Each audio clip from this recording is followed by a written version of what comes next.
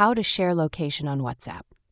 Hey guys, in today's video, I'm going to show you how to share your location on WhatsApp. So make sure to watch this video till the end, and let's get started. First, open WhatsApp on your phone.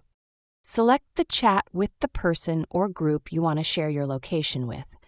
Tap on the attachment icon, paperclip on Android, or plus icon on iPhone in the message box. Now select location from the options. If prompted, allow WhatsApp access to your location. You'll see a map with your current location. Choose Send Your Current Location to share your exact spot at that moment.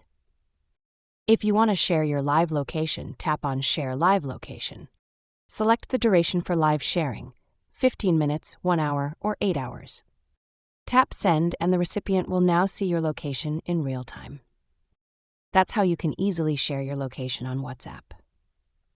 That's all for the video. If you found this helpful, don't forget to like, share, and subscribe to the channel for more WhatsApp tips. Thanks for watching, and I'll see you in the next one.